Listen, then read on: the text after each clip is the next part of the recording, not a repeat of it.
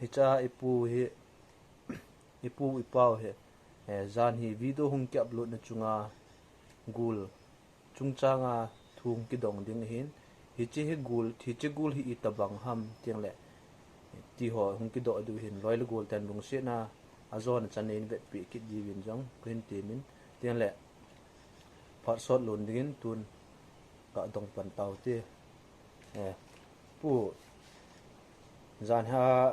i ho khosunga khoto agul ki mu chu alen hle en na hi chi gul si zau bo ativen hi chi gul si zau bo he i tabang ham he nei sei pe the du ham pi jong su ka het di ha hi wanga gul se dau bo chu ati pang atun thing pel lim om chule aje him chu aki in sun kha a umit hi eng hi win neu cha cha kimuti thelu itha mong a he lawang kimut thelu chu hi chule hi che gul si zau bo to ai sei bang chun hi che gul chu gul si zau bo ki ti chu a hing puma he aziam ki mu do theilo itha nung tiang lawang aziam ki ti achal pa nga cross lim chule in sun banga in zum banga ko ating nga ko aziam nyau cha cha ma hin cho ko itha mong bo ki mu ti chu ai sei chet pe jibin ama spelling ki pa tu ka asin tun abani ni askoison ga che kinin tin pu abani askoison ga dong kinin kitin gul se za bo he hoza no ma chule hoya he cheng no mem tin nei sei pi the du ham chen num na mong jong wang su ka he pun a hi wang an gul se dau bo ki mu ge ne pen hi thing chu ma hin ki mu gen chule hi che gul se dau bo hin ngal sung ga ma hun ka gul han lai chen bu a set na ta kung te be gul se bu ti win sa na sang a hi a chunga chun a umin gul se hi nu pa hi ji ti win mei pum ni ka kitaren ka ti win a chunga pa chu ken ka ka min loi pa chun khat pa ta chan hi a chunga pa ka ka li chun ka kai do ani wangan aloi ding pa wang ta kamudi to bin hi ta chun ka hung ki leo chun ngal sung hau sa pu chun hi tin hu asam ke ho tha hi e la nga wa te nu pa tha hi wan lai ke la hin ba sa ni ke ho nei ngo ho len ati hi te jau chun ka ki khen ta win ama in lam ati ki ho yang ke ni yong ka in lam na ka ti han ina na lu hon lo de hi thing phung khan na ki ngal hanin lang tu na hi ne nuwa ka thun ding hi tin thing phung kom tin se hanin lang chom khat de tu olon lang ti teng le nok na naw ti atp ji utun thing phung atun ka tu hanin ne nuwa ka thun han de ti tun ka se hanin a hi le hi ti phung chu ta san lo hi la ka bol wang tin thing phung nang tu agotan hi tan chu ka thil he khat ka ga sei do hi tua ipu vin ga se bang chun hi che gul si zau bo ki ti he itha a hi a le in rut lo ding chule hi che gul si zau bo he gul se le gul si zau bo ki ti amin chom min gul se ki ti he aniaw ze min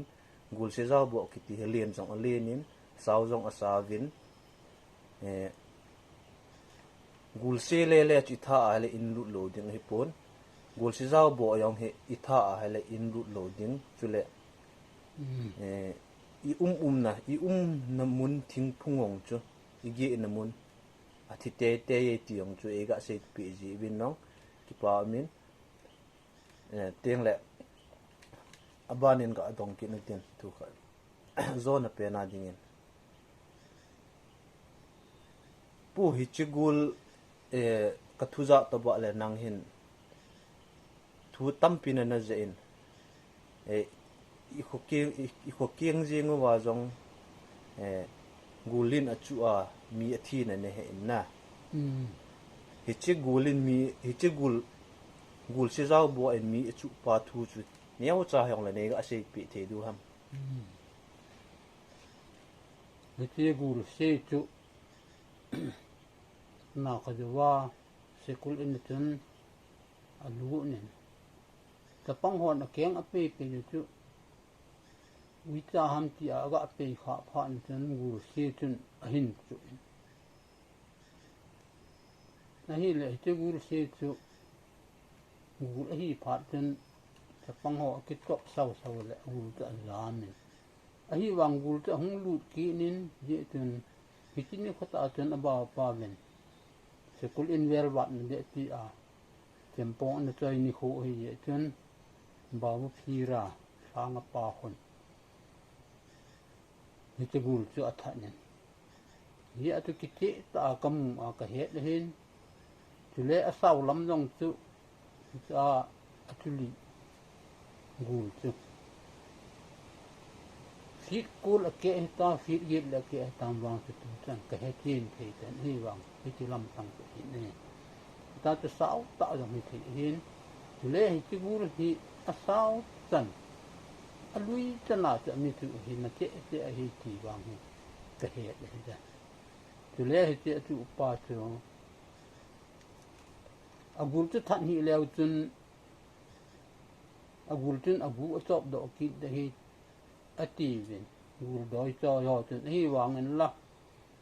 gul doi cho yo ta ki ku vin a lo ne ji jong he tau vin a hung ka wa chu ama chu an thi a ta hi chun a pum tang chun a du min a pum tang chun a nam jing ai ta a hing de tim ka ta san him pu ana a jong chun gu gu ho chi tam ni pi tam hung do a ku hom sana te hung do se hi ye chun ti ho to ka thi ni mo vin ka bu ju ai tai hitan chu ka het hin hitan chu ka se lo the he abanin azon pena dingin question kha da dongkin gaten put thil question kha na dongkin azon pena dingin hiche gul si zau bo michu he tuni chana he a hing do an her kha yam tu ni tan wang hen hi che gul se da bon to kha an chu kha ho he tu tan wang hen a hing do ka he tu he tu le he jong an ke gem pun a hi wang en na ka ju wa pa chu ki ti ta ka he hin ma wang chu sot dang sot pu na hi phat sam khat ka tun a le ho hong ta en a pau thei lo ai tai ni tan chu ka he ni ki pa min ni question do ho jong thei kham khama ha pun nong a het sun sun ei question nong answer rong ei ga pg binong ki pa min ten le loi le gol te ko ma ga sei nom chu hi chi gul hi bulanga ki sei bang chun azem a umin hi chi azem hi achal pa nga cross lim a umin ai ating khuta he zoom na a kho aki in sun hla na kho azem khu niau cha cha pol a hing puma ive na helewang avomin i tha mong mong ting lewang chu azem jaki mu do in tel le hi chigul hi in tha kha wa hi jong le loi le gol te ho in tha kha wa hi jong le in sung jang pe na lut lova khotla khopa ma den diu chi a kher sa wen hi hi chi tu hi kenong so na kan het tan hin la kanata san pun tu ni awang he thu di ta hi ti hi e ga kher sa he ki pa mi tan chi ta he chule loi le gol ho jong subscribe share jong nei nang bol pi ki di win dong hi nga kong tau ki ni ki pa